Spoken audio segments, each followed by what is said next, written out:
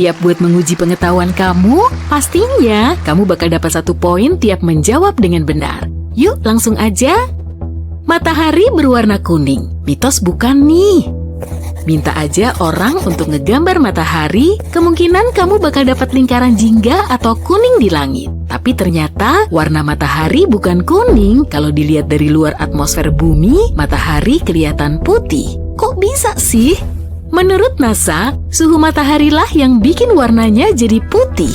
Matahari terdiri dari campuran semua warna, jadi kelihatan kayak putih di mata kita. Terus, kenapa kalau dari bumi kelihatan kuning atau jingga? Panjang gelombang berwarna, kuning atau jingga lebih panjang. Warna inilah yang terlihat oleh kita. Warna yang panjang gelombangnya pendek cuma sampai ke atmosfer. Oh iya, langit juga kelihatan biru pada siang hari karena alasan itu. Meteorit panas banget waktu jatuh ke bumi. Gimana menurut kamu, mitos atau fakta? Waktu orang-orang ngelihat bola api di sekitar meteorit, mereka pikir suhu meteorit panas banget. Padahal enggak ya, meteorit nggak langsung mendarat di bumi. Kebanyakan udah miliaran tahun berada di luar angkasa. Nah, luar angkasa itu dingin, cuma beberapa derajat di atas nol absolut. Tapi bukannya meteorit jatuh ke bumi dalam keadaan terbakar. Kok bisa? Bola api itu sebenarnya udara di depan meteorit. Udara itu mendapat tekanan karena kecepatan meteorit yang super tinggi. Sisi luarnya jadi terbakar, tapi lapisan itu mati saat mendarat di bumi. Mungkin kamu udah tahu, waktu mendarat meteorit hangat, tapi nggak panas banget. Satu sisi bulan selamanya gelap. Menurutmu ini mitos atau fakta? Ini mitos. Yang bener aja nih. Tadi matahari, sekarang bulan. Jadi semuanya bohong. Waktu natap langit, kita ngeliat sisi terang bulan. Padahal matahari menyinari kedua bagian bulan sama rata saat bulan berotasi dan mengorbit bumi. Separuh bulan dalam bayangan dan separuh lagi terkena sinar matahari seperti bumi. Itu salah ya, sama kayak bumi, bulan gak punya sisi gelap permanen. Logikanya simple, bulan mengorbit bumi tapi juga berotasi pada porosnya. Makanya kita selalu melihat sisi bulan yang sama. Lubang hitam mengisap semuanya yang lewat. Mitos atau fakta? Lubang hitam punya massa dan gaya gravitasi yang terbatas. Tetap aja, gak ada yang tahu apa yang terjadi sama benda-benda yang ditarik ke sana. Tapi para ahli tahu lubang hitam nggak punya super gravitasi. Bayangin gini, kalau sebesar matahari, lubang hitam itu nggak langsung melahap seluruh planet. Bayangin lubang hitam kayak pengisap debu.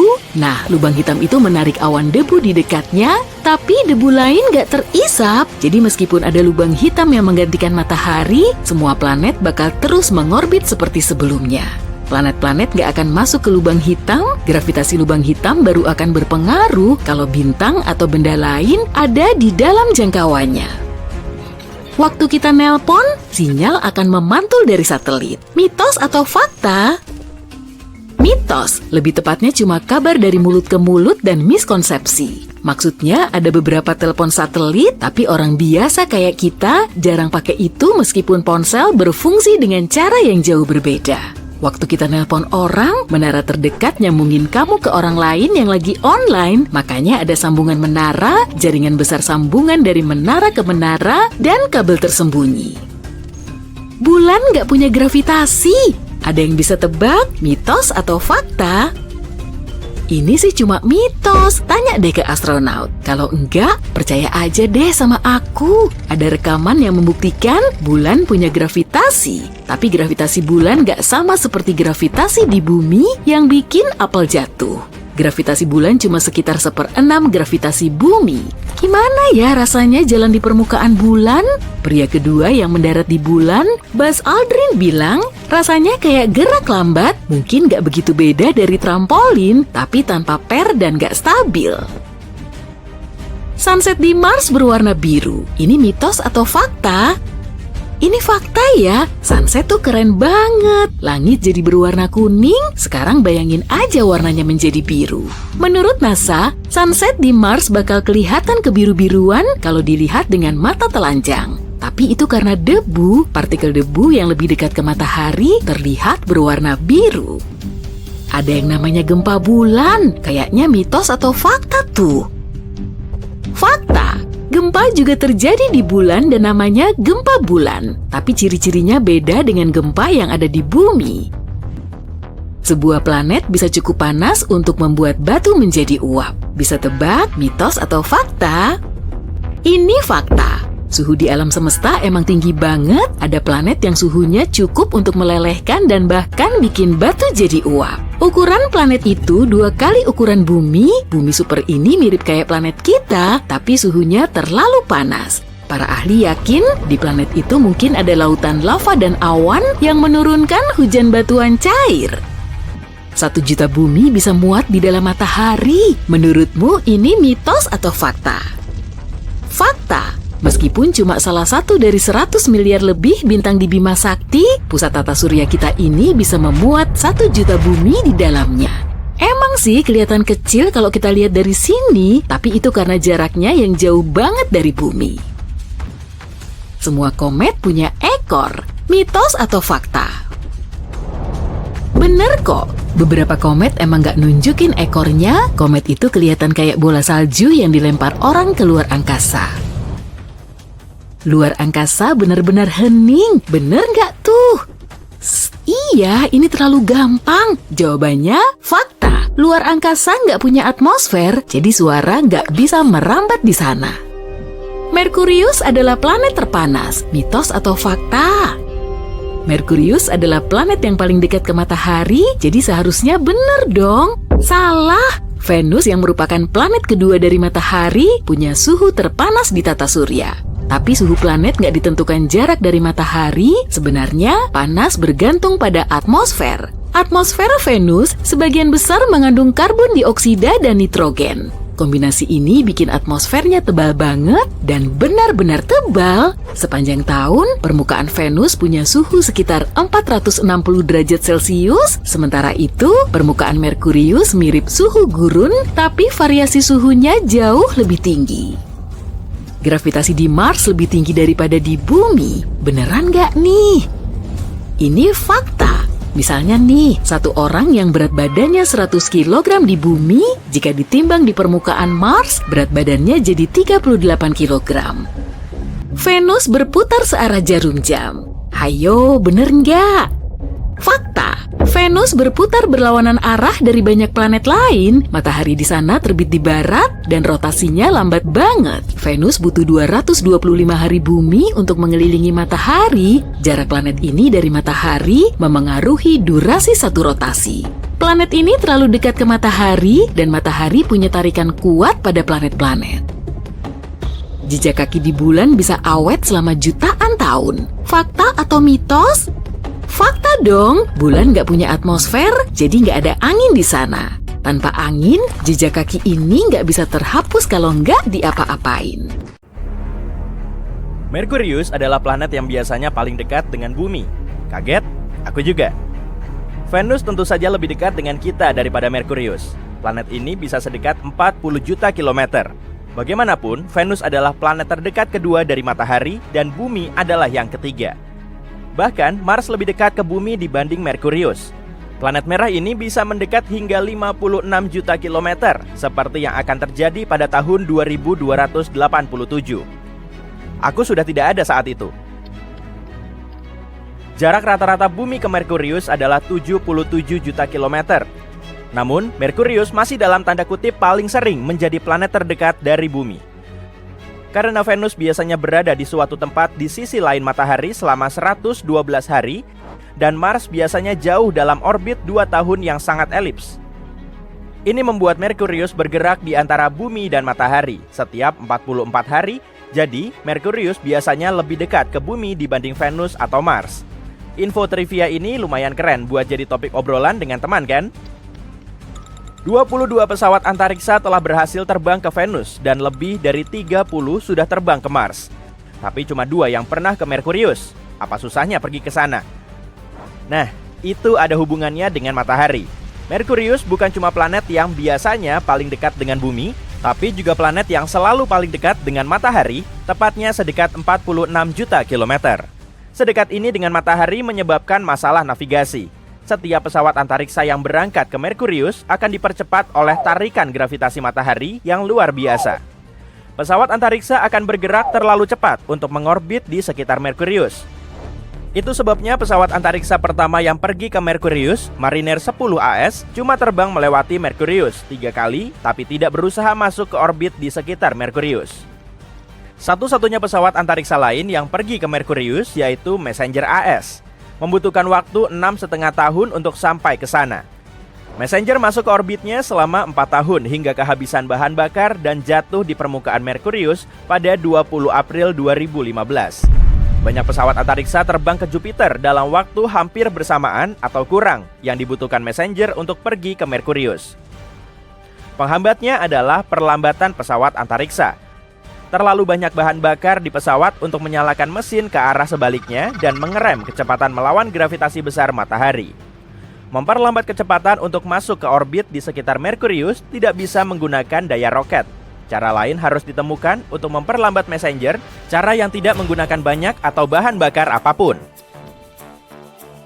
Berat Messenger sekitar 1.100 kg, dimuat dengan 9 peralatan ilmiah mutakhir. 55% dari total beratnya atau sekitar 650 kg-nya adalah bahan bakar. Tapi bahan bakar ini tak akan digunakan untuk memperlambat Messenger. Bahan bakar ini akan digunakan untuk 5 mesin pembakaran yang berfungsi untuk bantuan gravitasi dan penyesuaian orbital begitu Messenger tiba di Merkurius.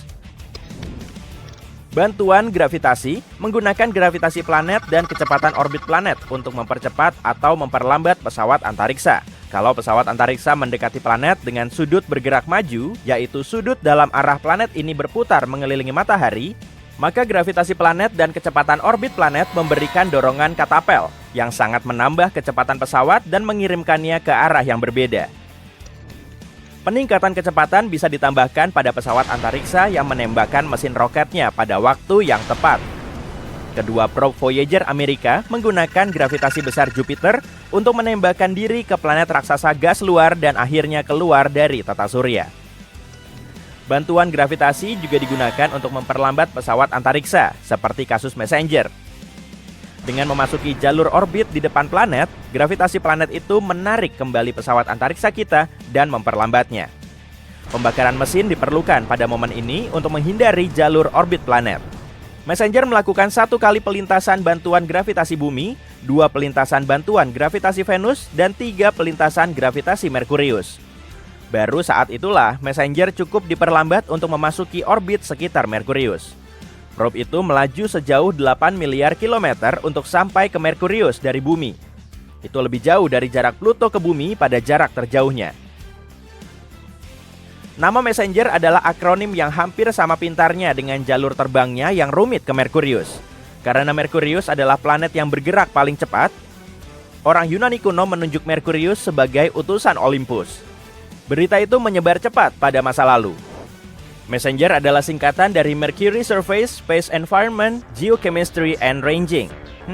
Bagaimana menurutmu? Apa nama itu hasil dari sayembara? Kabar baiknya, ada misi ke Merkurius lain yang sedang berlangsung. Ini misi luar angkasa gabungan ESA-JAXA yang membawa 2 satelit ke Merkurius. Misi ini tidak menggunakan akronim untuk pesawat luar angkasanya, melainkan punya nama asli, Bepi Colombo. Eits, ini bukan nama tokoh kartun. Dr. Giuseppe Colombo yang namanya diambil untuk nama pesawat antariksa ini adalah matematikawan Italia dan profesor mekanika terapan. Dia bekerja dengan NASA dalam misi Mariner 10 ke Merkurius. Bepi adalah nama panggilan masa kecil Giuseppe yang dikenal dan disukai semua orang. NASA telah puas dengan 1 penerbangan Merkurius, yaitu yang pertama. Tapi Profesor Bepi menghitung bahwa dengan sedikit penyesuaian jalur penerbangan untuk memungkinkan bantuan gravitasi di Venus, Mariner 10 bisa terbang melewati Merkurius lagi dan lagi pada orbit yang berbeda di sekitar matahari. Berkat Bepi, NASA mendapatkan 3 pelintasan Merkurius dengan harga 1 pelintasan. Bepi Colombo, pesawat antariksa ini dijadwalkan melakukan 9 pelintasan gravitasi, 1 di bumi, 2 di Venus, dan 6 di Merkurius. Setiap perlambatan planet memperlambat Bepi Colombo relatif terhadap kecepatan Merkurius bergerak mengelilingi matahari. Ini akan memungkinkan penyisipan orbital. Jika tidak, Bepi Colombo akan meluncur ke matahari. Setelah mengorbit di sekitar Merkurius, modul transfer Merkurius Bepi-Colombo atau disingkat MTM akan melepaskan 2 satelit. Satu dari Eropa, MPO, Mercury Planetary Orbiter, dan satu dari Jepang, MIO, Mercury Magnetospheric Orbiter. Keduanya diperkirakan akan mengorbit Merkurius selama 1 tahun. Secara keseluruhan, MCS, Mercury Composite Spacecraft, terdiri dari MPO, MIO, MTM, dan MOSIF, yang melindungi pesawat antariksa ini dari matahari dan menjadi tempat alat elektronik untuk MIO. Beragam komponen misi ini menyoroti alasan lain sulitnya mencapai Merkurius. Setelah 6 perlambatan bantuan gravitasi, 6 pembakaran mesin, 18 orbit mengelilingi matahari, waktu tempuh 6,5 tahun dan 14,5 miliar kilometer, kamu harus membawa peralatan kompleks yang sesuai. Seperti piknik gunung yang sudah lama kamu rencanakan, kamu tidak bisa cuma naik mobil ke sana. Kamu harus mendaki jauh ke jalur gunung yang rumit, membawa obat nyamuk, tabir surya, dan topi. Dan, makan siang plus minuman. Tidak mudah kan? Bepi-Colombo sudah membawa semuanya, termasuk makan siang.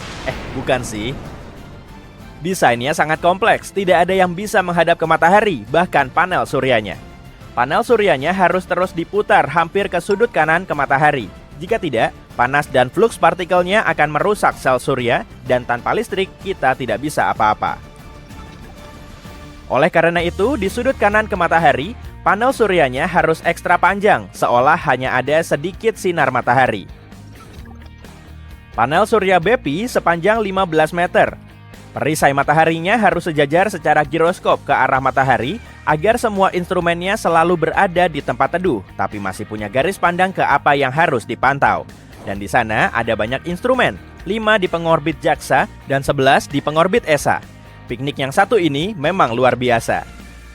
Sains ini ditujukan untuk menambah apa yang telah kita pelajari dari 2 misi sebelumnya ke Merkurius.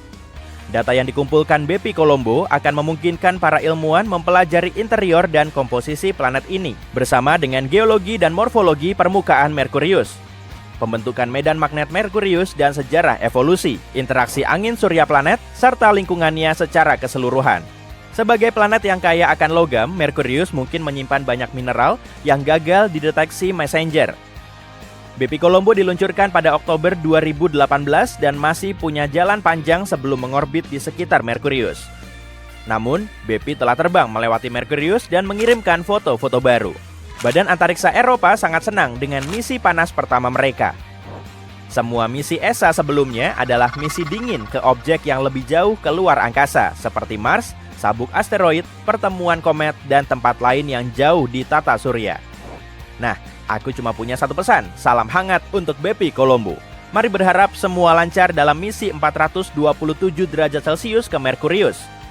Mari kita berharap ekor panjang gas eksosfer, natrium, magnesium, dan kalium Merkurius yang tertiup ke permukaan planet oleh angin matahari tidak mengaburkan lensa atau melapisi panel surya. Selamat bersenang-senang. Ciao! Di tata surya kita, sebagian besar planet berputar berlawanan arah jarum jam. Tapi Venus beda sendiri. Planet pemberontak ini memutuskan untuk berputar searah jarum jam. Dan ilmuwan masih berusaha mencari tahu alasannya. Ngomong-ngomong, kenapa ya planet berotasi? Apa yang menentukan kecepatan rotasinya? Apa matahari juga berotasi? Pasang sabuk pengamanmu, dan mari kita coba jawab pertanyaan-pertanyaan ini. Venus adalah planet kedua dari matahari dan planet terpanas di tata surya kita.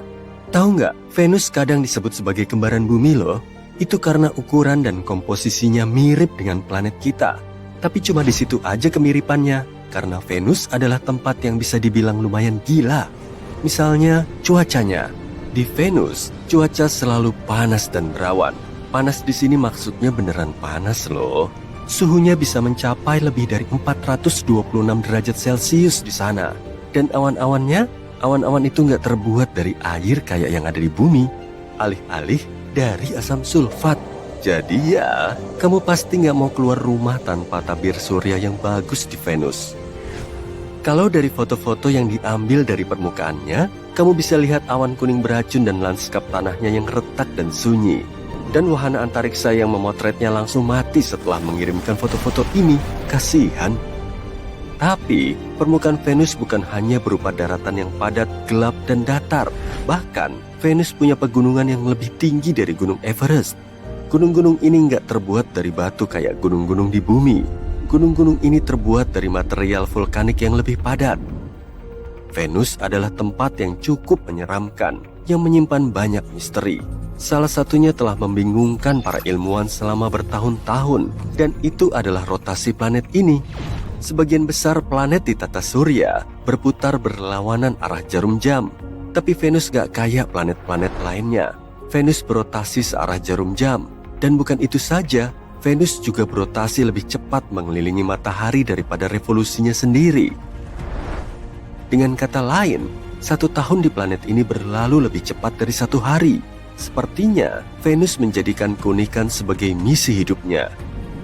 Tapi kenapa bisa begitu ya? Para ilmuwan punya beberapa teori. Teori yang paling populer mengatakan bahwa Venus sebenarnya berputar berlawanan arah jarum jam kayak planet-planet lainnya. Tapi kemudian ada sesuatu yang membalikannya. Terus apa sesuatunya itu? Mungkin kamu penasaran. Sebuah objek seukuran planet. Yup, para astronom meyakini kalau ada benda besar yang pernah bertabrakan dengan Venus dan menyebabkan Venus berputar ke arah yang berlawanan.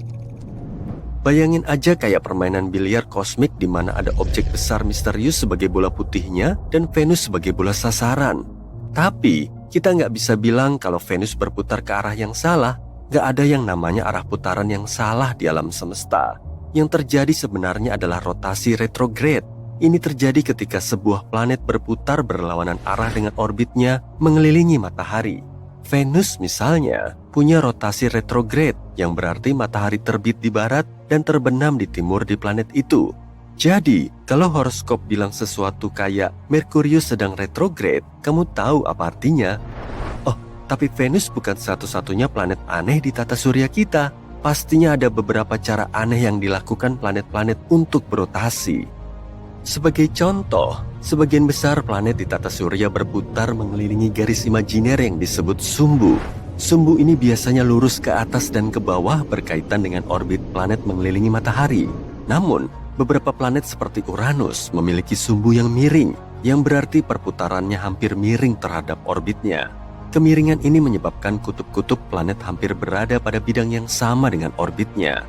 Hasilnya, saat planet ini mengorbit matahari, bagian-bagian yang berbeda dari planet ini menerima jumlah sinar matahari yang berbeda, menyebabkan variasi musim yang ekstrim.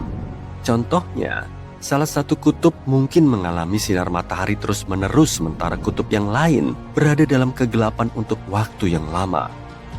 Uranus adalah satu-satunya planet di tata surya yang berotasi pada sisinya. Ilmuwan menduga bahwa planet ini bisa mengulangi sejarah Venus. Suatu ketika, sebuah tumbukan besar membuat Uranus bergeser dari sumber rotasi aslinya, menyebabkannya miring pada sudut 98 derajat. Kita harus bersyukur pada Jupiter. Gravitasinya yang dahsyat menarik semua asteroid dan melindungi kita dari tabrakan semacam itu. Semua ini agak mirip dengan planet yang terkunci pasang surut. Bayangkan kamu ngedate sama planet, tapi alih-alih jadi menawan dan misterius kayak yang kamu harapkan, planet ini justru menatapmu dengan wajah yang sama sepanjang malam. Pada dasarnya, seperti itulah rasanya kalau ngedate sama planet yang terkunci pasang surut. Planet yang terkunci pasang surut adalah planet yang berputar mengelilingi sumbunya dengan kecepatan yang sama dengan kecepatannya mengitari bintang induknya. Artinya, sisi planet yang sama selalu menghadap ke bintang, sedangkan sisi lainnya berada dalam kegelapan permanen. Karena terkunci pasang surut, ada beberapa efek aneh yang terjadi pada iklim dan cuaca di planet tersebut. Sisi yang menghadap bintang bisa menjadi sangat panas, sedangkan sisi yang lain bisa menjadi sangat dingin. Atmosfer di planet ini juga bisa menjadi sangat liar, dengan angin kencang yang bertiup dari sisi yang panas ke sisi yang dingin. Dan gak cuma planet, bulan kita juga demikian. Tahu nggak? Kita tuh selalu melihat sisi bulan yang sama loh.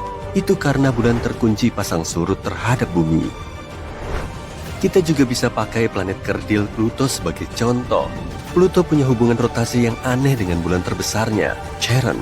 Keduanya terkunci pasang surut, berarti selalu saling berhadapan dengan sisi yang sama. Akibatnya, Pluto dan Charon kelihatan kayak melenggang di sekitar pusat gravitasi yang sama. menciptakan tarian yang unik di ruang angkasa.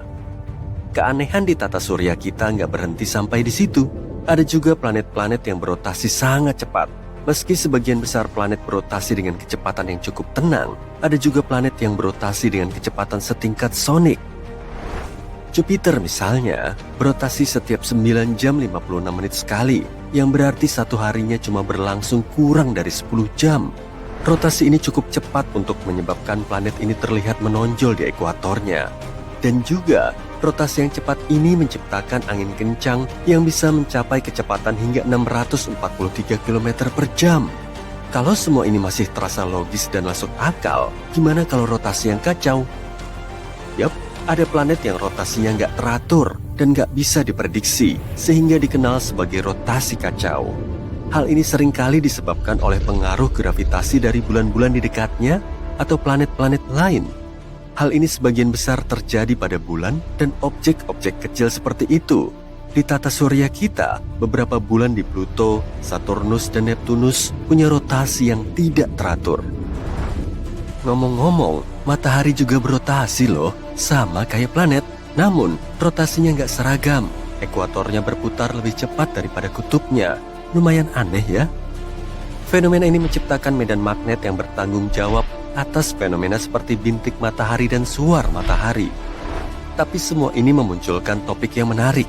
Kenapa planet-planet berotasi? Ini mungkin terasa kayak pertanyaan konyol, tapi kamu bisa nggak menjawabnya? Jawabannya mungkin sedikit lebih sulit dari yang kamu bayangkan. Semuanya berawal sekitar 4,5 miliar tahun yang lalu saat terbentuknya tata surya. Ketika terbentuk, tata surya kita bermula dari awan gas dan debu yang besar. Ketika mulai mengerut karena gravitasinya sendiri, awan itu mulai berputar semakin cepat, seperti gasing. Gerakan berputar ini menyebabkan awan tersebut memipih, jadi berbentuk seperti piringan. Ketika awan terus mengerut, bagian tengahnya menjadi lebih padat dan lebih panas, dan akhirnya membentuk matahari. Sementara itu, materi di dalam piringan tadi mulai menggumpal dan membentuk planet-planet. Tapi, karena piringan itu udah berputar, gerakan berputar ini diwariskan ke planet-planet yang terbentuk. Dengan kata lain, planet-planet itu berotasi karena kelembaman. Planet-planet itu mewarisi gerakan berputar awan gas dan debu di tempat terbentuknya. Hal ini dikenal sebagai kekekalan momentum sudut. Ini adalah prinsip yang planet dan planeta tata surya menyimpan rahasia pengubah pengetahuan kita tentang bumi. Uranus menyimpan panas yang tidak kita duga. Merkurius menyusut dan retak selama miliaran tahun. Io, bulan Jupiter, memancarkan semburan vulkanik raksasa. Misteri kosmik ini mengisyaratkan adanya kekuatan dan proses yang suatu hari nanti dapat berdampak pada tata surya dan bahkan memengaruhi kehidupan di planet kita sendiri. Pada tahun 1986, Voyager 2 melintasi Uranus dan membuat semua orang bingung. Data menunjukkan planetnya tidak memancarkan panas tambahan. Uranus pun berbeda dibanding raksasa lain di tata surya. Anehnya, Jupiter, Saturnus, dan Neptunus melepas panas melebihi asupan dari matahari. Beberapa dekade kemudian, dua tim peneliti independen menelusuri kembali tumpukan besar pengamatan. Temuan mereka mengubah segalanya. Uranus memancarkan lebih banyak panas daripada yang diterimanya, sekitar 12,5% lebih. Dua studi tersebut menunjukkan Uranus masih perlahan melepaskan sisa panas awalnya. Detail ini sangat penting bagi ilmuwan merangkai asal-usul dan bagaimana perubahannya. Adapun pengukuran aneh Voyager 2 kini jadi lebih masuk akal. Lintasan terbang itu terjadi saat matahari sangat aktif, sehingga Uranus bertingkah aneh. Angka-angka awal itu mungkin tidak mencerminkan keadaan normalnya, namun Uranus tetap menonjol. Jupiter memancarkan 113% lebih panas, Saturnus 139%, dan Neptunus 162%. Karena Neptunus lebih jauh, jarak bukan alasan Uranus lebih dingin. Ada sesuatu yang unik terjadi jauh di dalamnya. Mungkin struktur planetnya berbeda, atau mungkin itu sudah berlalu. Entah bagaimana dia membentuknya dengan cara lain. Benda angkasa aneh lainnya di tata surya kita adalah bulan Io milik Jupiter. Oh, ngomong-ngomong, tahukah kamu bahwa Io punya saudara laki-laki bernama Moon yang bernama EII? Jadi melalui teleskop yang mengamati Jupiter, terkadang Anda bisa melihatnya. EII, Io. tepat di sebelah Old MacDonald. Hei, menurutku itu lucu. Pokoknya, pada tahun 1979, Voyager 1 melesat melewati Io dan melihat sesuatu yang mencengangkan. Asap vulkanik raksasa menyembur langsung ke angkasa. Ini adalah kali pertama manusia melihat aktivitas vulkanisme aktif di luar bumi. Io tampak liar. Sejak itu, ilmuwan mencoba mencari tahu apa yang membuat bulan kecil ini sangat vulkanik. Selama dekade, salah satu gagasan utama adalah Samudra Hindia menyembunyikan lautan magma global di bawah keraknya. Itu akan menjelaskan mengapa gunung berapi tersebar cukup merata di seluruh permukaan. Seolah-olah mereka bersumber dari satu cadangan batuan cair yang sama, data Galileo NASA bahkan mendukung hal ini pada tahun 1990-an hingga awal 2000-an. Magnetometernya menangkap sinyal magnetik aneh yang tampaknya berasal dari lapisan besar yang sangat konduktif secara listrik, pada dasarnya batuan cair. Pada tahun 2011, kesepakatannya adalah bahwa Io berada di atas lautan magma, setebal beberapa puluh mil. Namun kini, teori itu telah dibalikkan sepenuhnya. Pesawat Juno NASA telah mengelilingi Jupiter sejak 2016. Di akhir 2023 dan awal 2024, Juno melintasi Io dari jarak sangat dekat. Tujuannya guna meneliti apa yang terjadi di dalamnya. Juno membawa transponder radio presisi yang ilmuwan gunakan layaknya stetoskop. Gravitasi Io menarik pesawat itu, mengubah sinyal radionya. Dengan memetakan pergeseran ini, tim melihat distribusi massa di dalam Io. Kesimpulannya, tiada lautan magma dangkal di bawah keraknya. Jika ada, Juno pasti mendeteksi distorsi gravitasi saat pasang surut Jupiter membengkokkan bulan tersebut. Namun data menunjukkan tidak ada hal itu. Ini menjadi teka-teki besar bagi ilmuwan planet. Jika tidak ada lautan magma, apa sumber tenaga benda paling aktif secara vulkanik di tata surya ini? Aktivitas Io kemungkinan besar didorong pemanasan pasang surut. Karena orbit Io sedikit memanjang akibat tarikan gravitasi dari bulan-bulan tetangganya, Jupiter terus-menerus menekan dan melepaskan dunia kecil ini. Keraknya bisa naik dan turun hingga setinggi 100 meter. Semua peregangan itu memicu gesekan di dalam bulan tersebut. Pemanasan pasang surut menghasilkan magma. Namun jika magma tidak berkumpul jadi lautan raksasa, mungkin ia tersimpan dalam reservoir kecil di dalam kerak. Di bumi, kamar magma berbeda memasok berbagai tipe gunung berapi. Namun, karena Io tidak memiliki tektonik lempeng, kemungkinan besar ia juga tidak memiliki variasi yang sama. Hasil baru ini tidak sepenuhnya menyingkirkan kemungkinan adanya lautan magma yang dalam dan terkubur jauh di bawah kerak. Namun jika itu ada, lautan tersebut akan sangat padat dan kaya besi sehingga tidak mudah naik ke permukaan. Pada titik itu, sulit untuk menentukan apakah kita masih bisa menyebutnya lautan magma atau hanya inti yang meleleh. Pada saat yang sama, bulan Jupiter, Europa, juga mengalami pemanasan pasang surut. Namun, panas tersebut menjaga lautan air asin cair di bawah lapisan esnya. Bulan Saturnus, Enceladus, adalah contoh hebat lainnya. Wahana antariksa Cassini menemukan tanda lautan tersembunyi dan terbang menembus semburan air dari kutub selatannya. Mengapa pemanasan pasang surut memicu lautan air di beberapa bulan, namun lautan magma di Io? Magma lebih ringan daripada batuan padat, sehingga cenderung naik dan meletus dengan cepat alih-alih bertahan dalam satu kolam raksasa. Air di sisi lain lebih berat daripada es, sehingga tenggelam dan terkumpul menjadi lautan yang stabil di bawah kerak. Itulah sebabnya lautan magma sangat sulit untuk dipertahankan, sementara lautan air relatif mudah. Bagaimanapun, meski pemanasan pasang surut kurang efektif membentuk lautan magma, ia sangat efektif membentuk lautan air. Sebagai bahan utama kehidupan, bulan-bulan tata surya seperti Europa dan Enceladus bisa saja menyimpan lingkungan layak huni di bawah kerak es mereka. Io adalah neraka vulkanik, namun ia membantu ilmuwan menemukan lokasi lain untuk mencari kehidupan di tata surya kita. Sekarang, mari kita mendekat ke bumi dan menjelajahi Merkurius. Percaya atau tidak, planet ini dan kue-kue favorit kita punya kesamaan.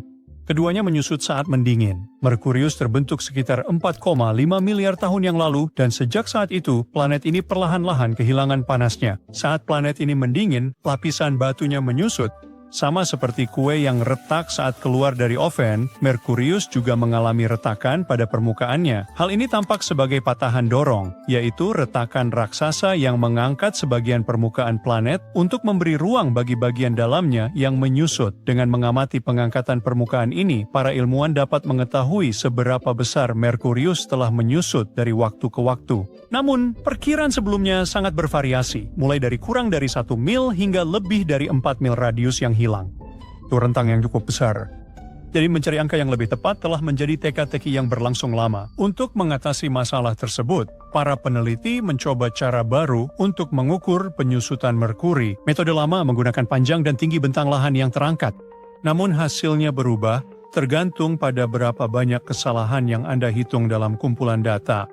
Sedikit patahan membuat jawaban berbeda. Ketidakkonsistenan ini mengacaukan segalanya. Metode baru menghindari masalah itu. Tanpa bergantung tiap patahan, metode ini fokus pada yang terbesar di kumpulannya. Ini seperti melihat retakan kue terbesar untuk memperkirakan seberapa banyak seluruhnya mendingin dan menyusut. Sekarang, peneliti menguji metodenya pada 3 set data berbeda. Satu berisi 5.900 patahan, lainnya 650, dan terakhir cuma 100 patahan. Dan tidak peduli kumpulan data mana yang digunakan, hasilnya tetap konsisten. Merkurius kemungkinan telah menyusut sekitar 1,2 hingga 2,1 mil hanya karena patahan saja. Namun planet ini tidak hanya menjadi lebih kecil karena retakannya. Ilmuwan menggabung penyusutan pendinginan lain ke hasil patahan dan mendapati planet menyusut 3,5 mil sejak terbentuk. Data ini menunjukkan tingkat penyusutan Merkurius sekaligus mengungkap sejarah termalnya. Ini menjelaskan laju pendinginan, perubahan interior, serta reaksi kerak terhadap suhu. Metode ini pun berlaku bagi planet selain Merkurius. Peneliti berpikir metode ini dapat mempelajari tektonik planet lain, seperti Mars dengan patahan permukaan. Kita sedang menembus ruang angkasa pada kecepatan cahaya. Perjalanan sengebut ini dari bumi ke matahari cuma perlu waktu selama 8 menit. Tapi, untuk sampai ke destinasi kita kali ini, waktu tempuhnya selama 35 tahun. Itu pun masih sangat cepet. Bisa kebayang nggak tuh? Roket konvensional aja perlu waktu sampai 600.000 tahun untuk menempuh perjalanan yang sama. Wah, sip, udah sampai aja nih. Sistem bintang ini sangat mirip dengan tata surya kita dan para ilmuwan memprediksi kalau di sini kemungkinan ada kehidupan seperti di bumi. Di pusat sistem bintangnya terdapat katai merah seukuran 30% lebih besar dan lebih berat dari matahari. Yang jauh lebih menarik justru semua planet di sekitar bintang ini. Ada L9859b yang ukurannya kurang lebih sebesar Bumi dan Mars, tapi sangat ringan, masanya cuma setengahnya Venus. Di planet berbatu ini, nggak akan mungkin ada kehidupan karena lokasinya terlalu mepet dengan bintang induk dan suhunya sangat panas. Bahkan sampai 100 derajat lebih tinggi dari suhu maksimum oven. Organisme yang berani coba-coba hidup di situ akan langsung gosong. Planet ini mengorbit bintang induknya selama 2 hari, jauh lebih singkat dari kala revolusi bumi yang selama 365 hari. Serapan energinya juga 22 kali lebih banyak dari jumlah yang kita dapat dari matahari. Jadi, selain suhunya super ngebul, radiasi planet ini juga sangat berbahaya. Planet berikutnya berjarak 4,6 juta kilometer dari bintang induknya atau 13 kali lebih dekat dari jarak Merkurius ke matahari. Planet ini mengorbit sang bintang selama 3,7 hari, tapi menariknya, planet ini 30% lebih besar dan 2 kali lebih berat dari bumi, jadi bisa diklasifikasikan sebagai planet bumi super. Planet seperti ini kemungkinan besar banyak mengandung air dalam wujud beku, metana, dan hidrogen. Ketiga unsur ini sangat penting bagi terbentuknya kehidupan. Banyak ilmuwan meyakini peradaban ekstraterestrial bisa hidup di planet bumi super. Tapi karena bobotnya sangat berat, gaya gravitasinya juga super kuat. Peradaban yang hidup di dalamnya mungkin nggak bisa terbang keluar angkasa karena mereka akan sulit keluar dari jeratan gravitasi planet bumi super. Meski begitu, di planet ini nggak akan mungkin ada kehidupan, lokasinya masih terlalu dekat dengan bintang induk. Sama seperti di tata surya kita, suhu di kedua planet terdekatnya juga super ngebul. Tapi planet ketiga ini kelihatan lebih menjanjikan sih.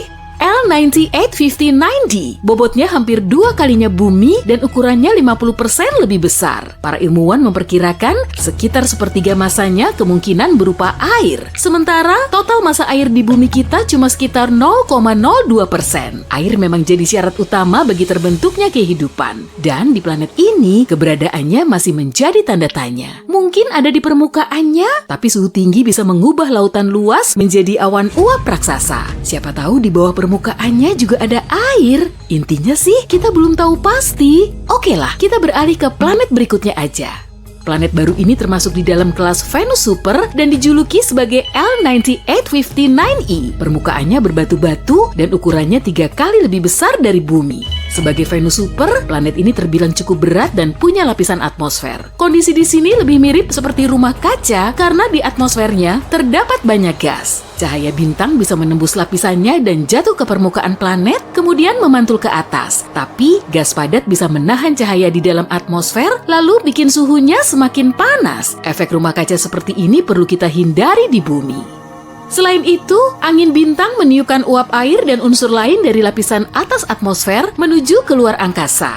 Di planet seperti ini, bentuk kehidupan gak akan bisa muncul, apalagi sampai bertahan, sama seperti di Venus alias kembaran bumi. Sejauh ini, semua planet yang kita lihat berada di luar zona Laikuni. Di zona ini, jarak bintang induk sudah sangat pas, jadi nggak terlalu mepet biar suhu planet nggak terlalu panas dan air di dalamnya juga nggak langsung menguap. Planet di zona ini juga nggak terlalu jauh dari bintang induknya, sehingga nggak kelihatan seperti gurun dingin.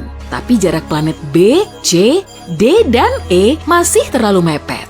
Sebetulnya ada juga sih planet hipotetis F di sistem bintang ini yang lokasinya sangat cocok. Kandidat bumi super ini 2,5 kali lebih berat dari bumi. Sama seperti planet lain di sistem bintang ini, si kandidat planet juga mungkin berbatu-batu. Dengan berat segitu, planet F diperkirakan memiliki atmosfer padat. Dan suhu di permukaannya bikin airnya tetap berwujud cair.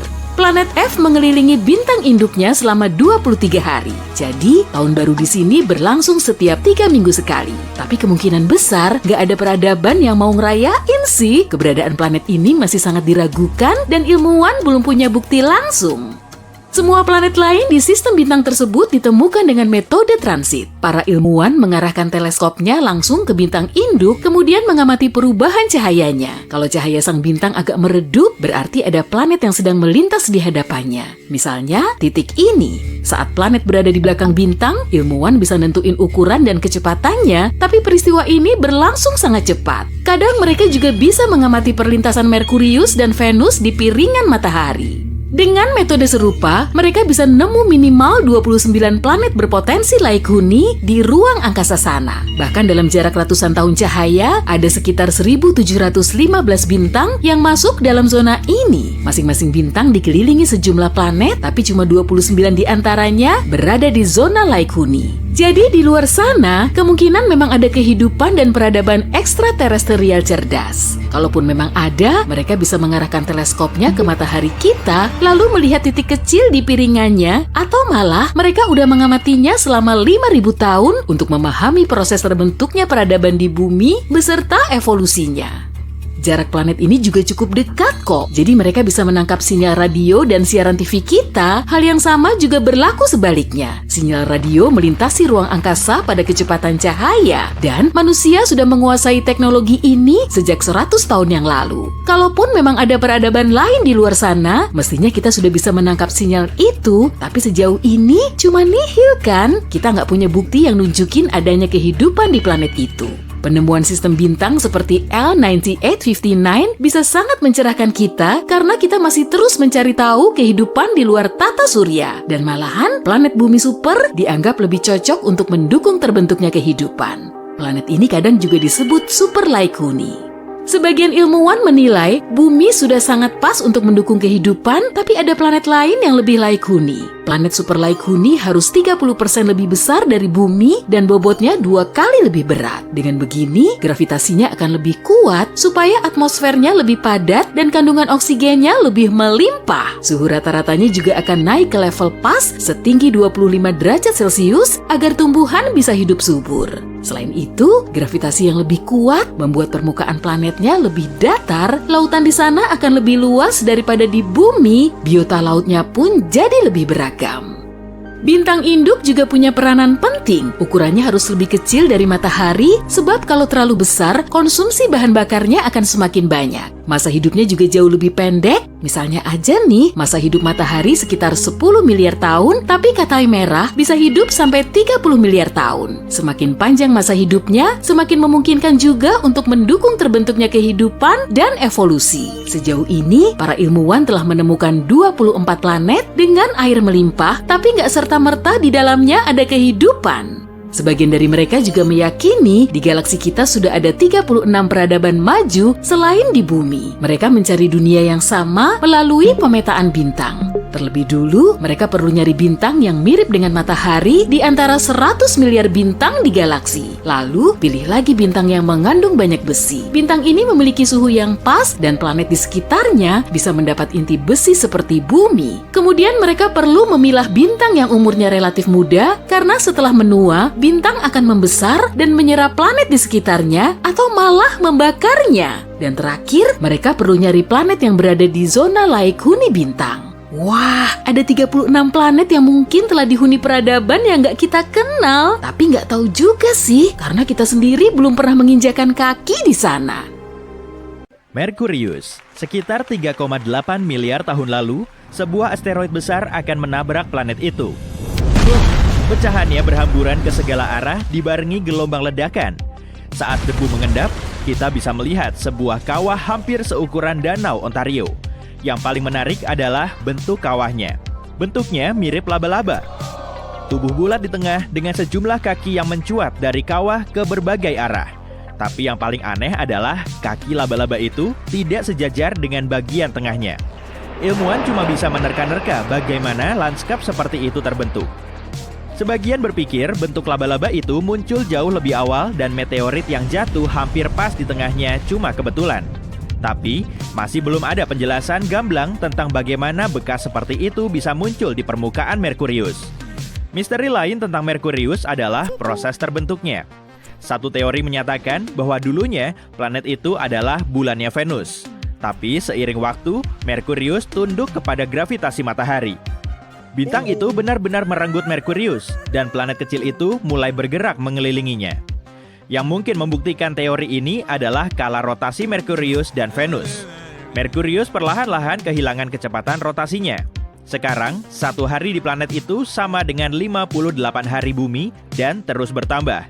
Di saat yang sama, setelah kehilangan beban beratnya, Venus mulai berotasi lebih cepat. Teori lain mengatakan bahwa Merkurius bertabrakan dengan Venus sejenak setelah terbentuknya tata surya.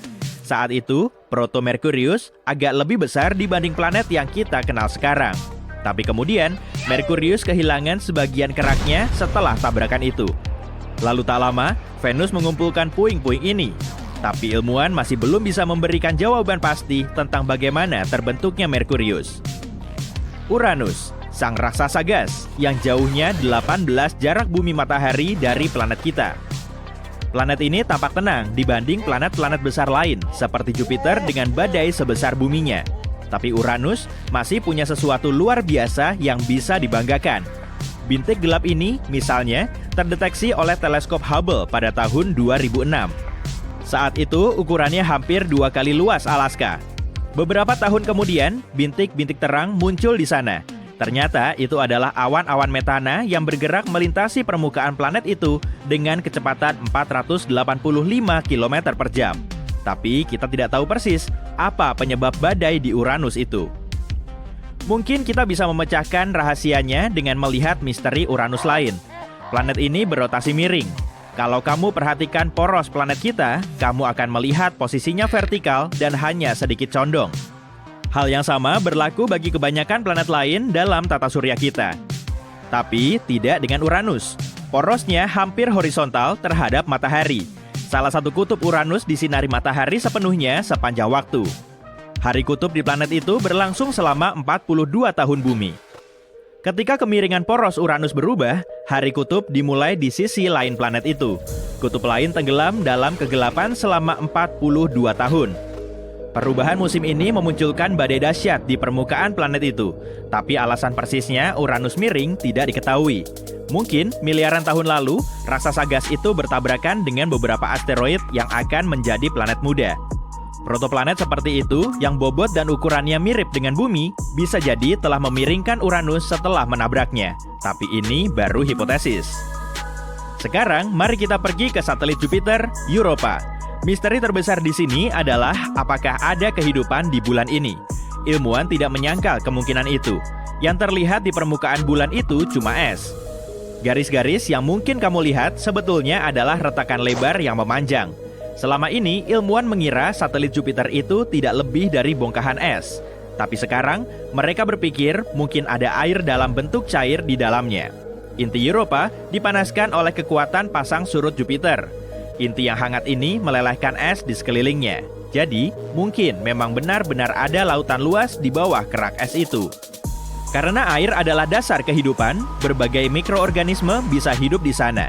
Tapi kita hanya bisa tahu jika mengirimkan probe ke sana. Kita harus mengebor es padat sedalam 40 km dan mulai mencari lautan yang 2 kali luas semua persediaan air di bumi. Lihatlah satelit Saturnus, Titan. Ini adalah bulan kedua terbesar dalam tata surya kita. Ukurannya 50% lebih besar dibanding satelit alami bumi. Ini satu-satunya tempat dalam tata surya kita, kecuali bumi, di mana air telah terbukti ada. Tapi hal paling menarik dari Titan adalah atmosfernya. Tebalnya 400 km. Jarak ini hampir 40 kali lipat ketinggian jelajah rata-rata pesawat komersil di bumi. Dan 95%-nya adalah nitrogen. Sebagai perbandingan, atmosfer bumi mengandung 79% nitrogen. Yang artinya, keduanya cukup mirip. Misterinya adalah tidak seorang pun tahu bagaimana atmosfer itu muncul di sana. Satu teori menyatakan bahwa bertahun-tahun lalu, sejumlah meteorit menghantam permukaan Titan hampir tanpa henti. Batuan-batuan besar membentur keraknya, sehingga meningkatkan tekanan dan suhu satelit itu. Dalam kondisi itu, amonia di udara terurai menjadi nitrogen dan hidrogen. Nitrogen yang berat turun ke permukaan Titan, sedang hidrogen yang ringan naik dan mengalir ke ruang angkasa. Tapi beberapa ilmuwan membantah teori ini. Misteri lain dari tata surya adalah bintang hipotetis Nemesis, dan apakah bintang itu memang benar-benar ada. Kalau kamu perhatikan semua bintang dalam galaksi kita, kebanyakannya berpasangan, yang artinya dua bintang saling mengorbit satu sama lain. Secara statistik, matahari seharusnya juga punya pasangan. Beberapa ilmuwan telah berasumsi bahwa kepunahan massal terbesar di bumi ada kaitannya dengan objek misterius di angkasa luar. Mereka berhipotesis bahwa ada katai merah di suatu tempat dalam jarak 1,5 tahun cahaya dari pusat tata surya. Dan tiap bintang kerdil ini mendekati awan asteroid, itu bisa mengganggu benda-benda antariksa. Tiap kali itu terjadi, beberapa asteroid memulai perjalanan menuju bumi dan menyebabkan kepunahan massal. Tapi bintang ini belum ditemukan dan banyak ilmuwan mempertanyakan hipotesis ini. Sekarang mari lihat bagian ujung dari tata surya. Sebuah sinar foton harus menempuh perjalanan setahun untuk sampai di sini. Ilmuwan percaya awan Oort ada di area itu. Ini adalah area hipotetis di mana banyak sekali asteroid dan balok-balok es berkumpul membentuk awan. Ini adalah tempat terjauh di mana gravitasi matahari masih bekerja. Sepertinya awan bulat ini membalut tata surya. Diperkirakan inilah wilayah asal komet-komet periode panjang. Komet-komet ini terbang sepanjang jalan melintasi tata surya, lalu kembali ke awan Oort. Perjalanan ini bisa makan waktu ribuan tahun. Yang lebih menarik lagi adalah kemungkinan adanya raksasa gas bernama Taiki di wilayah itu. Sebagian ilmuwan bilang mungkin ukurannya 4 kali Jupiter. Sejauh ini, belum ada penelitian yang menguatkan keberadaannya. Meskipun awan Oort masih dianggap hipotesis, beberapa ilmuwan percaya bahwa komet-komet dari area itu bertanggung jawab atas kepunahan massal utama di bumi. Sekarang ayo kita pergi ke luar perbatasan tata surya. Di sana, 1.500 tahun cahaya jauhnya dari bumi, terdapat lubang hitam yang terdekat dengan planet kita. Lubang hitam adalah objek paling misterius di alam semesta. Objek ini begitu berat, hingga tidak hanya menarik materi, tapi juga cahaya.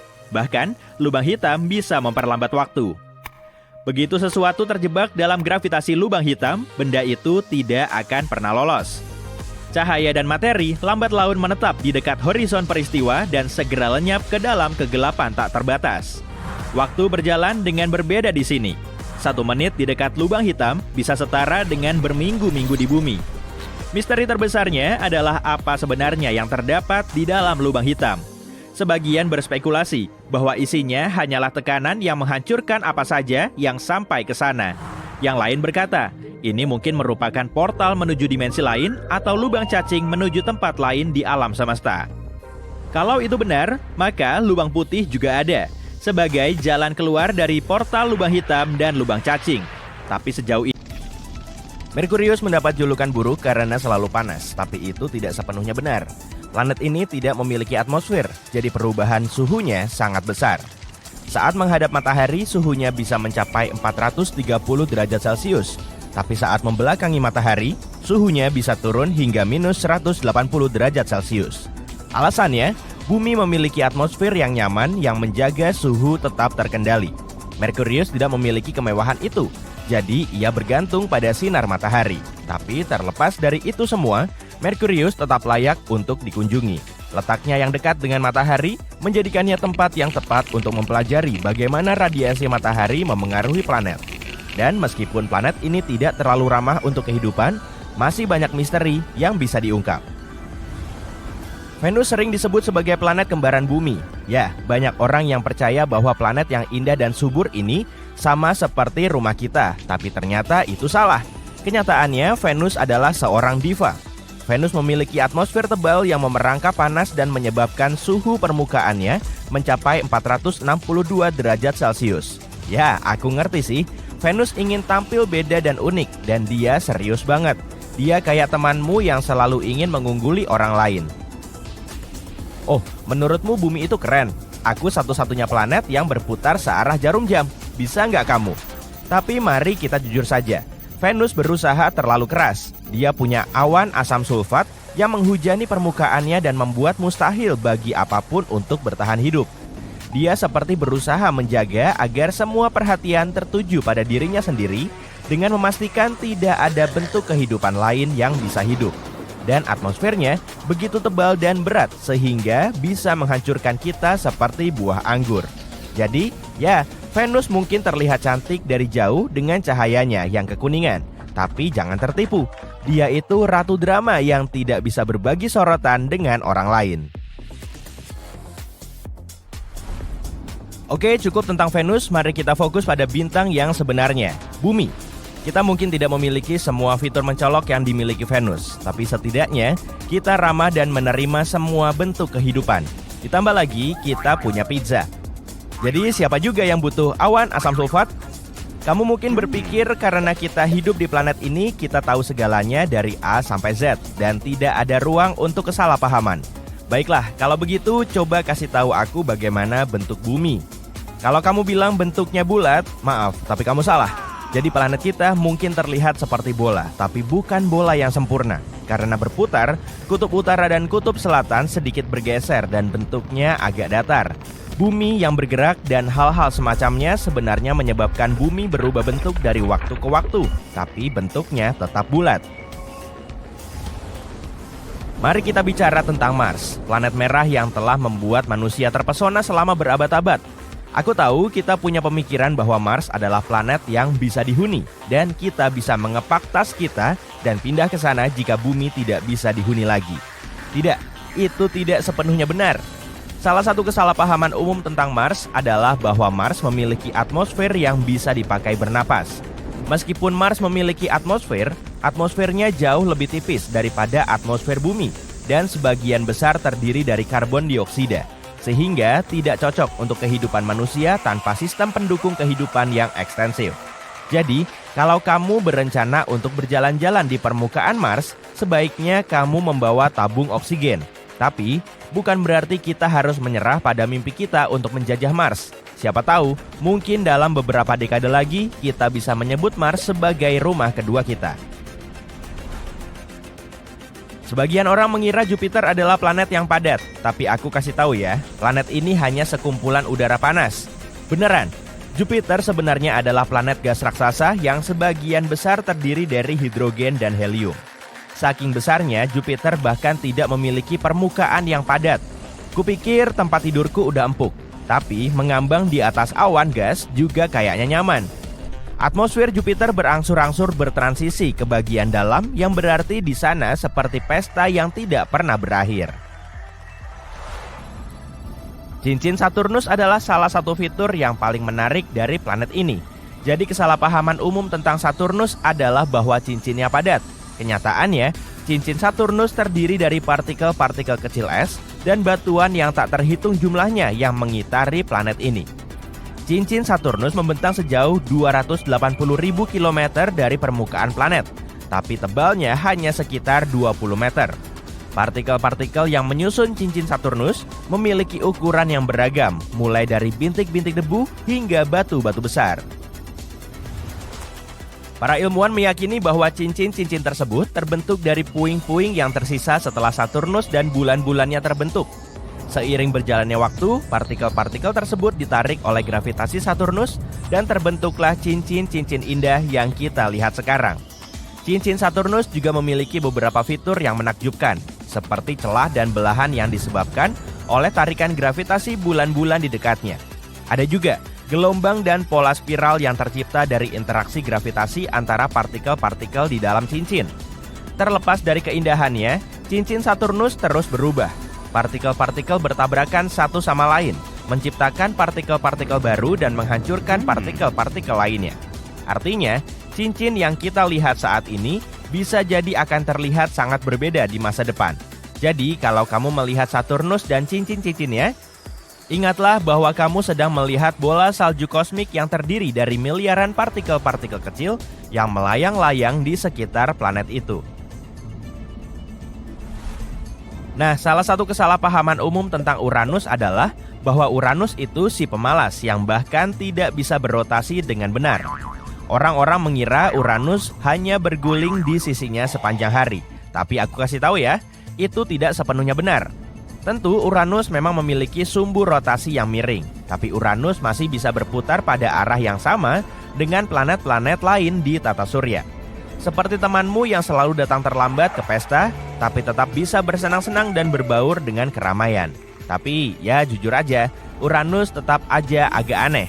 Ini adalah satu-satunya planet di tata surya kita yang berotasi pada sisinya dengan derajat yang sedemikian rupa. Tapi bagaimanapun juga, variasi adalah bumbu kehidupan kan?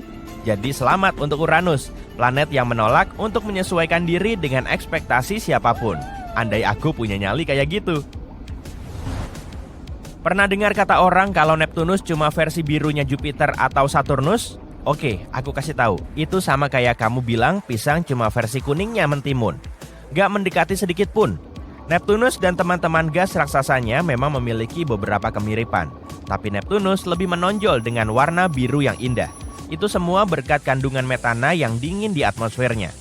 Ngomong-ngomong, kamu tahu nggak Neptunus itu adalah planet terjauh dari matahari. Saking jauhnya, planet ini membutuhkan waktu hampir 165 tahun bumi untuk menyelesaikan satu orbit mengelilingi matahari. Mungkin dia mau me time panjang ya. Dan jangan lupakan soal 14 bulannya. Benar, Neptunus memiliki banyak sekali bulan yang mengikutinya, kayak fans-fansnya di konser. Pemandangan ini mungkin mirip dengan adegan film sci-fi keren atau lukisan menakjubkan. Tapi ini sebenarnya rekaman asli dari planet Mars. Planet yang dikenal karena warna karatnya yang cerah. Lapisan batu dan debu menutupi permukaan planet ini. Lapisan ini terdiri dari mineral yang kaya akan besi, sehingga sebagian besar debu di Mars adalah besi oksida. Kandungan ini mengapung di atmosfer dan menciptakan kabut merah jingga di sekitar planet ini. Tapi, Mars punya beberapa ciri khas yang lebih menakjubkan, seperti bintik-bintik biru di permukaannya ini. Bentuknya mirip bukit pasir yang diukir oleh angin, dengan lebar sekitar 30 km. Astronaut melihat bukit pasir ini di kutub utara Mars. Ini adalah wilayah yang meliputi area sebesar Texas. Bentuk bukit pasir biru yang dibuat oleh angin ini mirip garis panjang bergelombang. Angin di Mars kuat dan tak pernah berhenti. Angin ini mengubah permukaan tandus Mars menjadi medan luas yang indah. Angin ini dipengaruhi banyak faktor seperti fluktuasi suhu yang terjadi dalam siklus planet ini. Atmosfer Mars tipis, jadi kemungkinan besar air cair tak akan bertahan di sana untuk jangka waktu panjang. Sehingga, meski diameter Mars cuma setengah diameter bumi, jumlah tanah keringnya sama dengan planet kita. Atmosfer yang tipis juga menjadi penyebab kenapa angin di sana harus kuat dan cepat untuk bisa meniup pasir dan membentuk bukit pasir ini. Di Mars, angin biasanya melaju pada kecepatan 16 hingga 32 km per jam. Nah, meski foto ini terlihat lumayan warna-warni, bukit pasir ini sebenarnya tidak biru. Peta kebiruan ini menandakan bagian yang lebih dingin, sementara yang hangat berwarna jingga kekuningan. Gambar ini adalah bagian dari serangkaian foto yang dirilis untuk merayakan peringatan 20 tahun Odyssey, pesawat luar angkasa yang mengorbit Mars. Mars punya banyak bukit pasir yang tersebar di seluruh permukaannya. Sebagiannya terbentuk 1 miliar tahun lalu, seperti yang ada di wilayah Valles Marineris. Area ini belum berubah karena tekanan atmosfer dan pola angin di sana tetap sama. Akan tetapi, ada beberapa yang berubah. Misalnya, beberapa bukit pasir ini diselimuti es. Di sini, bukit pasir utamanya punya pola-pola gelap. Penyebabnya mungkin karena embun beku datang dan pergi, tergantung pada musim. Mars punya 4 musim, seperti bumi, tapi durasinya 2 kali lebih panjang. Penyebabnya, Mars butuh sekitar 2 tahun bumi untuk mengitari matahari. Musim lebih keras di bagian selatan Mars dibanding di utara. Selama musim dingin selatan, planet ini sangat jauh dari matahari. Mars bergerak lumayan lambat dan orbitnya berbentuk oval, berbeda dengan orbit bumi yang hampir bundar sempurna. Musim semi di Mars adalah musim dengan banyak badai debu yang dimulai di satu bagian planet ini dan pada akhirnya berubah menjadi badai besar. Badai ini menjadi begitu besar hingga bisa menyelimuti seluruh planet. Tiap planet di tata surya kita punya keistimewaannya masing-masing. Contohnya Jupiter. Planet ini bukan cuma yang paling besar dan ukurannya 2 kali lebih besar dibanding total semua planet lain, tapi juga punya lautan terbesar di tata surya. Jupiter terbuat dari elemen yang serupa dengan matahari, dengan helium dan hidrogen yang mendominasi. Di bagian yang lebih dalam dari atmosfer Jupiter, suhu dan tekanannya meningkat. Jadi, gas hidrogen ini terkompresi dan berubah menjadi cairan, sehingga memberikan Jupiter area lautan paling besar, namun terbuat dari hidrogen, bukan air. Ada juga teori yang mengatakan bahwa di suatu titik di tengah planet Jupiter, tekanannya meningkat begitu tinggi hingga elektron mulai terperas dari atom hidrogen. Ini menyebabkan cairan di sana menghantarkan listrik sama efektifnya dengan sebagian besar logam. Jupiter berputar dengan cepat sehingga menciptakan arus listrik dan menghasilkan medan magnet yang kuat. Tapi sebagai raksasa gas, planet ini tidak punya permukaan padat. Pusaran dan garis-garis di planet ini adalah awan air dan amonia yang dingin dan berangin. Jupiter juga punya bintik merah besar khas yang merupakan badai raksasa dengan awan berwarna lembayung yang berputar melawan arah jarum jam.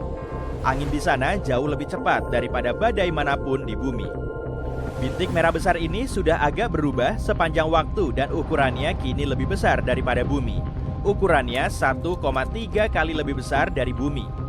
Para ilmuwan telah menemukan bahwa akar pusaran ini mencapai lebih dari 320 km ke atmosfer Jupiter. Badai tropis yang biasa kita lihat di planet kita hanya bisa punya panjang 15 km dari atas sampai dasar badai. Kini, bintik merah ini menjadi lebih sempit sekaligus lebih tinggi. Jupiter juga punya puluhan bulan dan beberapa cincin. Tapi tidak seperti cincin Saturnus, warnanya agak pudar dan sebagian besar terbuat dari debu, bukan es. Selain itu, ada lautan asin di bawah permukaan bulan terbesar Jupiter, Ganymede. Lautan ini tersembunyi di bawah kerak sedingin es yang tebal dan kemungkinan mengandung lebih banyak air daripada semua sumber air yang ada di permukaan bumi. Teori mengatakan, kedalaman lautan ini sekitar 100 km, 10 kali lebih besar dibanding titik terdalam di lautan planet kita. Jupiter dan Saturnus mengandung 10 juta ton batu mulia. Tekanan di dalam atmosfer planet ini sebenarnya bisa mengubah karbon menjadi potongan-potongan kecil berlian. Dengan menaruhnya di bawah suhu dan tekanan ekstrim, batuan dapat meleleh. Ini mungkin bisa menghasilkan sejenis hujan berlian. Awalnya, tata surya kita cuma awan gas dan debu yang berputar-putar. Awan ini akhirnya berkembang menjadi cakram berputar dengan bintang pusat di tengahnya. Hampir semua planet di tata surya kita bergerak melawan arah jarum jam mengitari matahari. Cuma Venus yang berjalan searah jarum jam. Sementara Uranus mengorbit menyamping. Planet-planet ini kemungkinan berbeda karena dahulu asteroid besar menghantam keduanya dan menggesernya dari jalur. Ada kemungkinan bahwa Venus bisa menjadi planet yang layak huni. Mungkin bukan dalam kondisinya sekarang, yaitu penuh awan asam sulfat dan tekanan atmosfer yang luar biasa. Gravitasi di sana 90 kali lebih besar daripada bumi. Suhunya juga sangat tinggi, kondisi Venus sangat tidak menguntungkan bagi manusia. Dengan suhu 462 derajat Celcius, Venus lebih panas daripada Merkurius, meski letaknya lebih jauh dari matahari. Ini terjadi karena ada terlalu banyak karbon dioksida di atmosfer Venus. Lapisan ini memerangkap panas yang menyebabkan suhu naik jauh lebih tinggi daripada seharusnya. Tapi simulasi menunjukkan bahwa sekitar 700 juta tahun lalu, Venus mungkin merupakan tempat yang indah dengan suhu sedang dan air cair. Kondisi ini agak mirip dengan yang kita miliki di bumi. Uranus bukanlah raksasa gas, karena sebenarnya terbentuk dari es. Atmosfernya mengandung metana yang membuat planet ini terlihat biru. Ada 27 bulan, 2 pasang cincin, dan banyak es di atmosfernya. Satu hari di Uranus berlangsung 17 jam lebih sedikit. Itu adalah waktu yang dibutuhkan Uranus untuk berputar 1 kali pada porosnya. Tapi kemiringannya sangatlah jelas, hingga biasanya salah satu kutubnya mengarah ke matahari. Itu sebabnya lama siang hari di kutub utaranya mencapai hampir setengah tahun. 1 tahun di Uranus berlangsung selama 84 tahun bumi. Kalau kamu tinggal di Uranus dan lebih dekat ke kutub utaranya, kamu akan bisa melihat matahari di langit selama 42 tahun. Itu adalah musim panas di Uranus.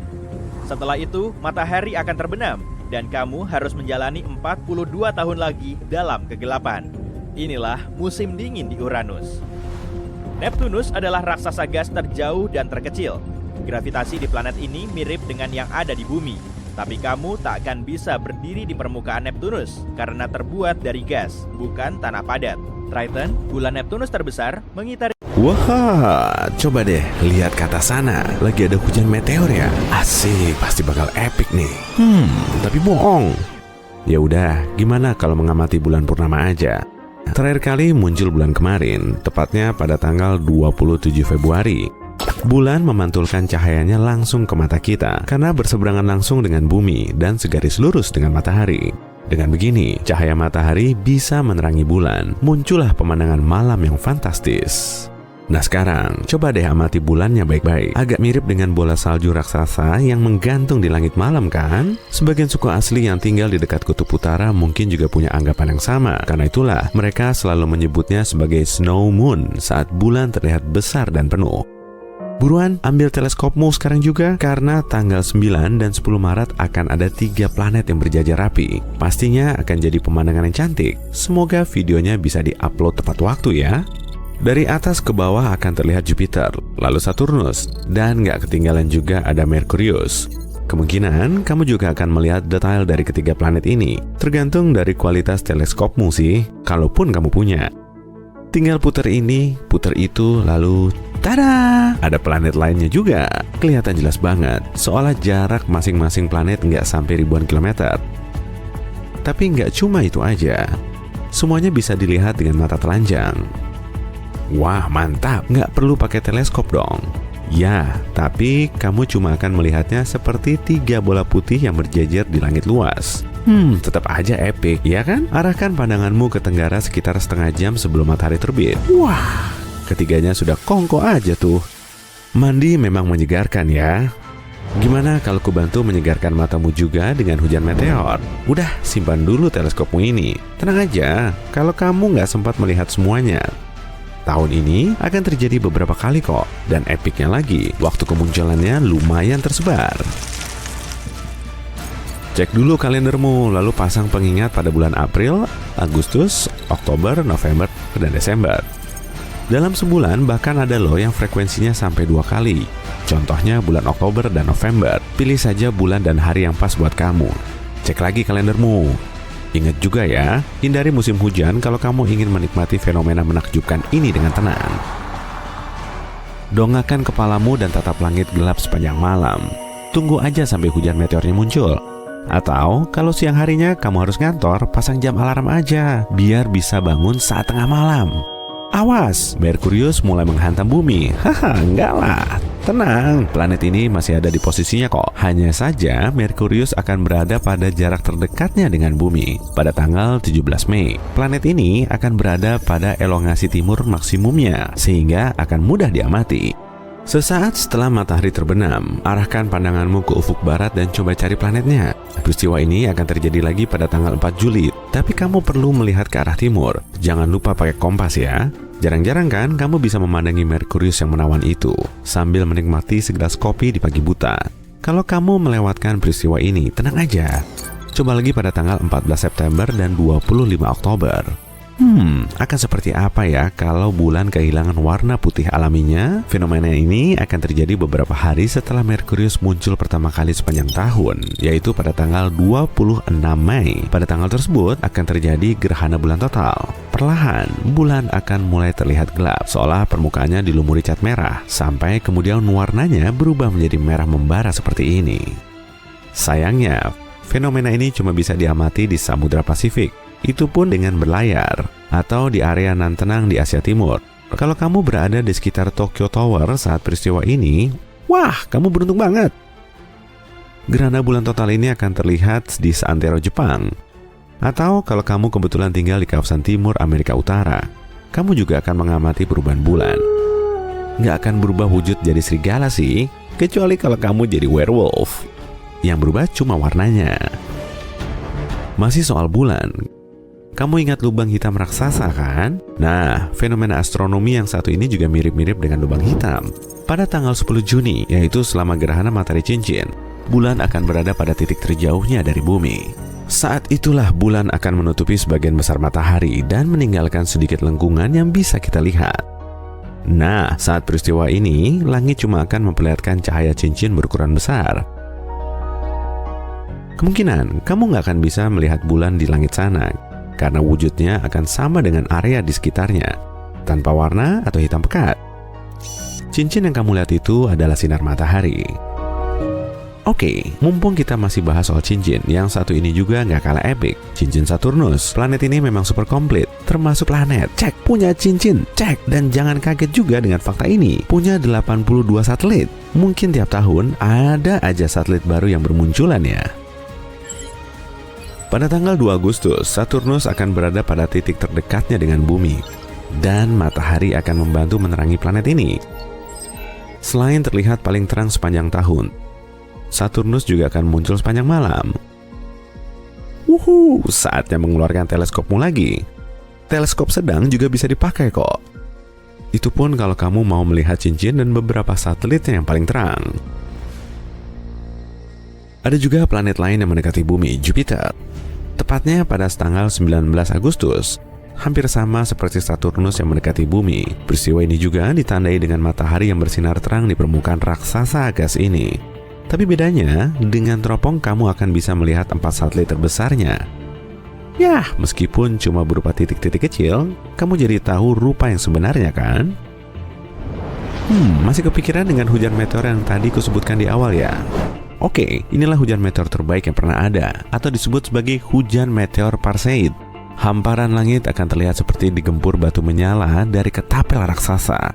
Selama hujan lebat ini, kamu bahkan bisa mengamati sampai 60 meteor per jam. Sinarnya juga sangat benderang. Lihat tuh, baru aja melintas. Wush! Wah, ada lagi tuh yang nyusul. Tanggal 12 dan 13 Agustus emang paling pas buat rebahan santai di atas rerumputan sambil mengamati langit. Biasanya, selama 2 hari ini, langit malam akan terlihat cerah dan gelap. Cocok banget lah untuk melihat hujan meteor. Kamu pernah lihat bulan yang warnanya kemerahan kan? Peristiwa ini disebut dengan gerhana bulan parsial dan terjadi pada tanggal 19 November. Bulan merah yang sama akan semakin gelap saat bergerak melintasi bayangan bumi. Sayangnya, fenomena ini cuma bisa diamati di sebagian wilayah. Ini bumi kita. Yuk kita tandai dulu tempat-tempat yang bisa kamu datangi untuk melihat gerhana bulan parsial ini. Pertama ada Eurasia Timur, kemudian Jepang. Samudra Pasifik juga masuk dalam daftar ini, tapi kamu perlu naik kapal untuk sampai ke sana. Berikutnya Amerika Utara, Meksiko, Amerika Tengah, dan terakhir sebagian wilayah barat Afrika Selatan. Pakai dulu kacamata gerhana mataharimu ya untuk menyaksikan fenomena astronomi terakhir sepanjang tahun ini. Gerhana matahari terakhir. Fenomena ini akan terlihat sangat jelas karena bulan akan menghalangi matahari hampir selama 2 menit. Kamu juga akan bisa melihat korona matahari atau atmosfer terluar matahari. Tapi yang bikin ngenes, kamu harus pergi ke Antartika atau Atlantik Selatan untuk melihatnya. Kalau kamu nekat mau pergi juga, hati-hati aja deh. Katanya di sana Apa yang terjadi ketika sebuah bintang kehabisan bahan bakar? Pertama-tama, anehnya bintang akan membesar hingga jutaan kali lipat ukuran aslinya. Saat inti bintang kehabisan hidrogen, bintang akan mengerut karena tarikan gravitasinya sendiri, tapi sebagian fusi hidrogen tetap berlangsung di lapisan atasnya. Saat mengerut, inti bintang akan memanas. Ini menyebabkan lapisan atas bintang ikut memanas dan mengembang. Diameter bintang pun bertambah. Semakin bertambah besar, bintang akan menelan materi apa saja, bahkan planet-planetnya sendiri. Para astronom sudah pernah mengamati bintang tepat sebelum atau sesudah menelan seluruh planet. Tapi sampai baru-baru ini, mereka belum pernah melihat proses itu sendiri. Para ilmuwan dari berbagai universitas melaporkan bahwa untuk pertama kalinya dalam sejarah, mereka berhasil menyaksikan bintang menelan planet. Dan peristiwa tragis ini terjadi bukan di galaksi yang jauh, melainkan masih di galaksi Bima Sakti, sekitar 12.000 tahun cahaya dari bumi. Para astronom melihat ledakan dari sebuah bintang yang masanya sekitar 0,8 sampai 1,5 kali massa matahari di dekat rasi bintang Aquila yang mirip elang. Bintang tersebut menjadi 100 kali lebih terang dari biasanya hanya dalam waktu 10 hari, dan setelahnya cahaya itu dengan cepat menghilang. Yang lebih menarik lagi, kilatan cahaya putih panas ini diikuti sinyal yang berdurasi lebih lama dan lebih dingin daripada kilatan cahaya pertama. Kombinasi ini hanya bisa berarti satu hal: bintang itu menelan planet di dekatnya. Planet apakah itu? Para astronom menduga itu merupakan planet superpanas dengan massa 1-10 kali massa Jupiter. Planet seperti itu juga disebut Jupiter panas. Ini merupakan eksoplanet raksasa mirip Jupiter yang ada di tata surya kita dan hanya butuh waktu kurang dari 10 hari untuk mengitari bintang induknya. Planet yang kita bicarakan ini perlahan bergerak mengelilingi bintang itu sampai akhirnya tertarik masuk ke atmosfernya dan akhirnya terperangkap di dalam inti bintang yang hampir mati. Perjamuan galaksi ini terjadi antara 10.000 hingga 15.000 tahun lalu saat bintang itu berusia sekitar 10 miliar tahun. Dan mengingat usianya yang sangat tua, proses menelan itu sendiri terjadi secepat kilat dalam satu gerakan. Ini sangat berbeda dengan Jupiter panas lainnya yang dilahap perlahan-lahan oleh bintang induknya. Para astronom gak yakin apakah ada planet lain yang mengitari bintang ini pada jarak yang aman. Kalaupun ada, mungkin butuh ribuan tahun sebelum akhirnya planet-planet itu menjadi hidangan utama atau makanan penutup si bintang. Yang jelas setelah para astronom tahu apa yang harus dicari, mereka akan terus memantau terjadinya peristiwa kosmik serupa. Karena suatu hari nanti, planet kita dan juga sebagian dari tata surya akan mengalami nasib yang sama, semua yang ada di sekitar kita akan lenyap dalam sekejap. Tapi kamu bisa tenang dan bernapas lega karena peristiwa itu tidak akan terjadi sampai 5 miliar tahun lagi. Saat itulah matahari diperkirakan akan kehabisan tenaga dan mengembang begitu besar hingga menelan planet-planet dalam tata surya seperti Merkurius, Venus, Bumi, dan Mars. Jika manusia sudah berhasil mendiami planet lain pada saat itu, yang jaraknya paling tidak 10.000 tahun cahaya dari bumi, maka mereka akan bisa menyaksikan bencana ini. Matahari tiba-tiba menjadi jauh lebih terang dan melontarkan sejumlah materi keluar angkasa. Matahari akan menelan beberapa planet termasuk bumi sebelum akhirnya kembali seperti semula. Tapi bintang bukan satu-satunya objek di alam semesta yang menelan objek-objek angkasa lainnya. Ada monster kosmik lain yang melahap segala sesuatunya, bahkan cahaya. Sudah bisa menebaknya? Benar, yang kumaksud adalah lubang hitam. Tapi yang lebih menarik lagi, lubang hitam ini tidak hanya melahap segala sesuatu, tapi juga memuntahkannya. Belum lama ini, para ilmuwan mendapati lubang hitam supermasif di pusat galaksi Bima Sakti, tempat tinggal kita, tampak bocor. Kenapa hal ini sangat signifikan? Karena itu bisa berarti lubang hitam bernama Sagittarius A-star yang masanya 4,1 juta kali massa matahari ini bukanlah raksasa tidur seperti yang diduga sebelumnya. dia mungkin masih aktif. Dan kebocoran ini bisa jadi disebabkan karena lubang hitam tersebut cegukan ketika menelan awan gas. Dalam penelitian ini, tim astronom menggunakan teleskop luar angkasa Hubble. Teleskop ini membantu mereka menemukan semburan yang tampak seperti obor tiup. Semburan itu mendorong awan hidrogen di pusat galaksi kita dan tampak seperti memuntahkan gas mirip selang yang diarahkan ke tumpukan pasir. Hal ini sering terjadi di sekitar lubang hitam aktif yang dikelilingi materi yang tertarik ke arahnya akibat pengaruh gravitasi yang luar biasa besar. Sebagian materi ini masuk ke lubang hitam, tapi sebagian kecil lainnya tersapu keluar oleh medan magnet yang kuat. Penelitian ini menunjukkan ketika awan gas raksasa berada terlalu dekat dengan lubang hitam supermasif, awan tersebut akan tertelan, kemudian lubang hitam itu bersendawa mengeluarkan semburan-semburan kecil materi. Gelombang Fermi mungkin merupakan hasil dari sendawa yang terjadi sekitar 2 hingga 4 juta tahun lalu. Tapi baru-baru ini, para ilmuwan menemukan gelembung gas panas raksasa yang bercahaya. Gelembung ini sejajar dengan semburan yang memanjang sejauh 35 tahun cahaya atau lebih dari lubang hitam supermasif. Para astronom menduga semburan itu bisa saja menghantam gelembung gas tersebut dan membuatnya mengembang. Nah, aku akan memberitahu sesuatu yang lebih menyeramkan lagi nih. Sepertinya ada lubang hitam yang saling memakan satu sama lain. Semacam itu, saat ini keduanya sedang berbagi makanan, tapi tidak ada yang tahu apa yang akan terjadi di masa depan. Biar ku jelaskan lebih detail ya. Para astronom menemukan 2 lubang hitam supermasif yang sedang melahap materi kosmik dari 2 galaksi yang menyatu di luar angkasa yang jauh. Kedua lubang hitam raksasa itu ditemukan dengan bantuan teleskop Atacama Large Millimeter Submillimeter Array atau ALMA. Teleskop-teleskop ini berada di Gurun Atacama, Chili bagian utara. Para ilmuwan awalnya menggunakan teleskop ini untuk mengamati 2 galaksi yang menyatu sekitar 500 juta tahun cahaya dari bumi. Para astronom juga menemukan 2 lubang hitam raksasa tumbuh berdampingan tidak jauh dari pusat galaksi yang menyatu, yaitu UGC 4211. Tampaknya kedua lubang hitam itu bertemu ketika galaksi induknya bertabrakan. Salah satu lubang hitam bermasa 200 juta kali masa matahari. Sedangkan yang satunya lagi sedikit lebih kecil, yaitu sekitar 125 juta kali masa bintang kita. Meskipun tidak tampak secara langsung, kedua lubang hitam ini dikelilingi gugusan gas dan bintang-bintang yang bersinar terang. Semua ini terseret mendekat oleh tarikan gravitasi lubang hitam. Seiring waktu, 2 lubang hitam ini akan saling mengitari satu sama lain. Dan pada akhirnya, keduanya akan bertabrakan dan menciptakan lubang hitam yang lebih besar lagi.